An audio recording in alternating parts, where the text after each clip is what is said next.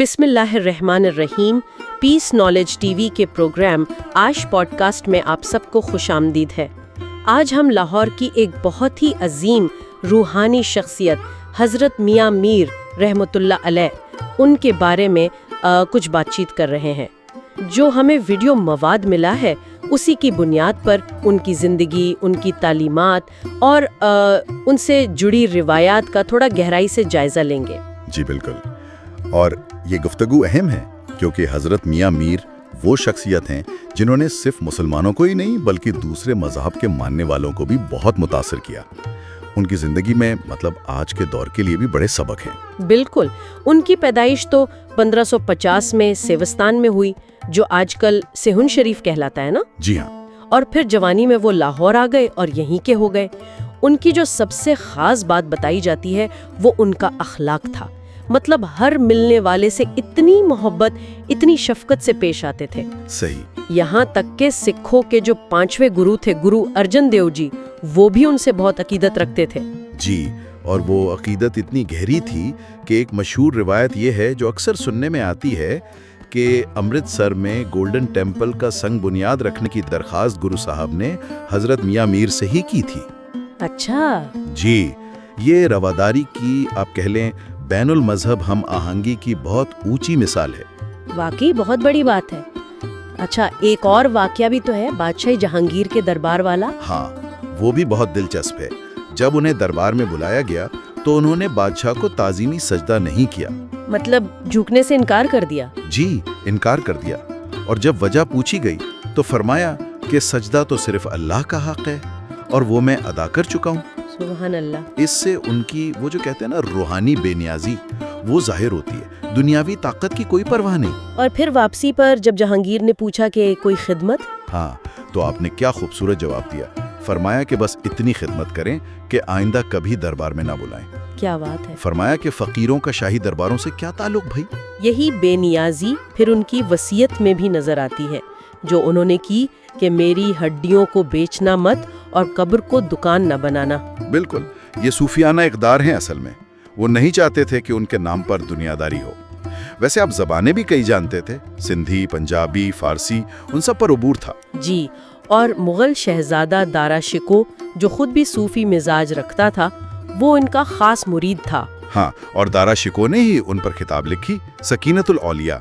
इससे भी उनके मकाम का अंदाजा होता है। इनकी करामात का भी जिक्र मिलता है, खास तौर पर कि उनकी दुआएं बहुत कबूल होती थीं। जी, एक वाकया मशहूर है कि शाहजहां का बेटा वही दारा शिको जब बहुत सख्त बीमार हुआ और सारे तबीब जवाब दे गए। अच्छा। तो शाहजहां की दरख्वास्त पर हजरत मियाँ मीर ने दुआ की और अल्लाह ने शिफा दे दी। माशाल्लाह। जी, लेकिन यहाँ भी उनकी बेनियाजी देखें।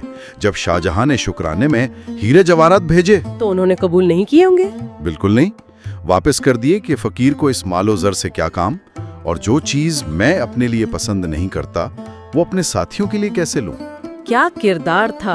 अच्छा, ये भी तो है कि मुगल बादशाहों पर सूफिया का बड़ा असर रहा है। जी हाँ, बहुत गहरा असर था। दिलचस्प बात यह है कि हजरत मियाँ मीर का मज़ार औरंगजेब आलमगीर ने बनवाया, हालांकि वो दारा शिको के मुखालिफ थे। जी, ये एक तारीखी नुक्ता है। इसकी दो तरह की वजूहात बयान की जाती है। अच्छा, क्या? एक तो ये कि औरंगजेब खुद भी दीनदार हुक्मरान था और औलिया अल्लाह का एहतराम करता था। ठीक। दूसरी राय ये भी है कि दारा शिको जो हजरत मियाँ मीर के मुरीद थे, उनके कत्ल के बाद शायद अवामी रद्द-ए-अमल को कम करने या सियासी तौर पर एक मुस्बत तासुर देने के लिए औरंगजेब ने ये कदम उठाया हो। यानी सियासी मसलहत भी हो सकती है। हो सकता है। खैर, वजह जो भी हो, ये मज़ार और इसके साथ जो मस्जिद है वो मुगलिया फ़न तामीर का एक नमूना है। आज भी वहाँ सालाना उर्स होता है, मेला लगता है, लोग जाते हैं। वहाँ रिवायती खाने पीने की चीज़ें, जलेबियाँ, नान खताई, चना चाट वगैरह मिलती हैं। जी, वो एक सकाफती रंग भी है। और मज़ार के अहाते में जो कब्रिस्तान है वो भी तारीखी है। वहाँ कई मशहूर लोग दफन हैं, जैसे film star Mohammad Ali, cricketer Abdul Qadir. जी, अब्दुल कादिर साहब भी वही हैं।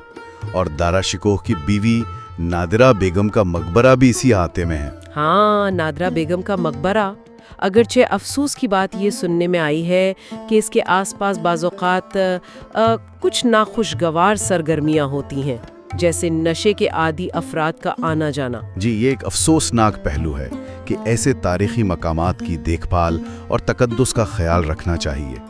اسی احاطے میں حضرت نتھے شاہ دیوان کا بھی مزار ہے، جنہیں میاں میر بھائی کہہ کر پکارتے تھے۔ اچھا جی، اور وہ نفی کا درس دیتے تھے، یعنی خود کو مٹا دینے کا، ہر چیز کو اللہ میں فنا سمجھنے کا۔ تو مجموعی طور پہ دیکھیں تو حضرت میاں میر کی جو میراث ہے وہ روحانی پاکیزگی ہے، انسان دوستی ہے، مختلف مذاہب کے لیے رواداری ہے اور دنیا سے بے نیازی ہے۔ بالکل، اور ان کا وہ قول کتنا اہم ہے جو آپ نے ذکر کیا کہ جس نے بندوں کی عزت کی اس نے جنت والی چیز پالی۔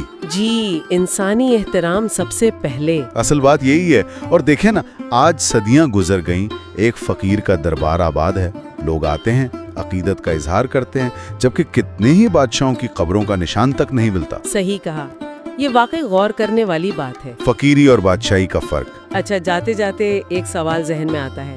حضرت میاں میر نے تو وصیت کی تھی کہ میری قبر کو دکان نہ بنانا۔ جی، تو آج جو ان کے مزار پر یہ سب کچھ ہوتا ہے، عرس، میلے اور مشہور شخصیات کا وہاں دفن ہونا، اس کو ان کی اس تعلیم کی روشنی میں کیسے دیکھنا چاہیے؟ یہ واقعی ایک اہم نقطہ ہے جس پر سوچنا چاہیے کہ اصل تعلیمات اور ہماری جو عقیدت کے طریقے ہیں ان میں توازن کیسے رکھا جائے۔